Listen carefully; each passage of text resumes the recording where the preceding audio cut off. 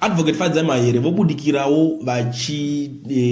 tingati vari kumoka, vari kunakidzwa, vari kucelebrate, I don't know, but nyaya iri padye kuti pane chimukaka chemuZimbabwe chinonzi chimombe checha full cream milk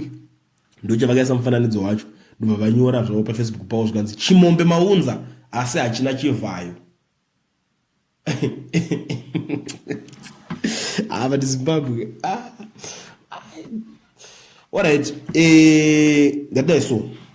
uchikurememberi pepe pakabuda apology kwa Wikino Chivhayo pepe pane paakazotaura mashoko ekuti aiwa vari sampofu na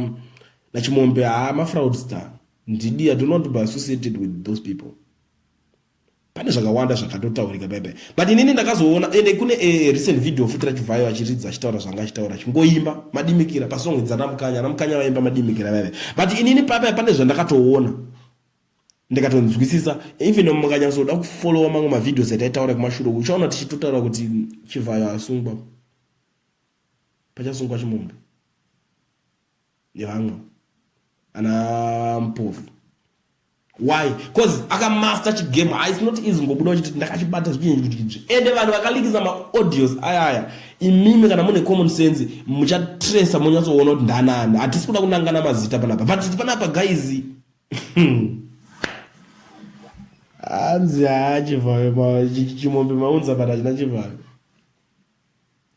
Inini in my opinion zvangu ndinofunga kuti it's not easy kusunga munhu anonzi Chivhayo because mune muchimutangira papi. Tarisa kana mapedzero wakaita nyaya yacho scandal yaanganzi arimo mukati. Tarisa mapedzero yakangoitwa chete. Zeki ndongobudisa tsamba ikati isusu hatina vanhu hatina kuita business nevanhu ivavo. Uyo kana uchatanga uchiti chi makutofana kupedzera nezeki bosi chero makati toda kuinvestigate tizoona kuti nyaya makazofambisa sei ndingonzi aiwa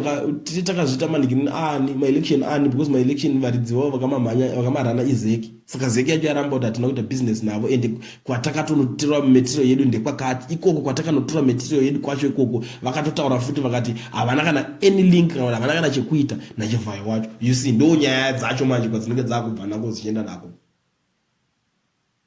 But inini zvangu chandokwanisa ngokuudzeni chekuti kana varume vaya vakutanga kumhanya mabusinesses aya kana kuti vachida mari dzedze kuti vadzidye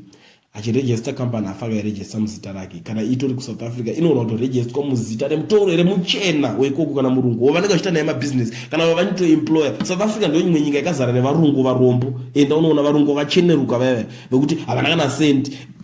anongotorwa unzi right shamwari zvakuitika pana kuti ndakutoku tengera imba this is company house but ndeyakufana kugara anditi iwo ndoda kuti basa rako kuzongobudikira uchinzi ndiwe muridzi wecompany. Ma-employees ese nema-business deals ese anenge achitwa ipapo hambofe makaaziva but iyo ingori it's a topic for another day zvayo but panapa tiri kungouya tichingoonesana panyaya yekusungwa wemukomana kuti kana zvinhu zvakazotaura zeki kuti hatina chekuita nevanhu vacho vakanopuwa business vatakano masuppliers ezvinhu zvedu vari kuti havana chekuita nevakomana vakamenshonwa mazita kana vakomana iva vachida kuirowa mari iyoyo ndiwo maroverwa inoitwa vanenge vane macompanies anenge asina kuregistrwa mazita avo but handisi kuti ndo zvavakaita ndiri kungoti ndo chimwe chitsotsi chinoitika mabusiness but muri Zimbabwe ameno nyaya yekusungwa kwemuchinda uyu kana kwemachinda aya makaitarisawo imimi semaZimbabweans vakadya vakaguta unoiona sei.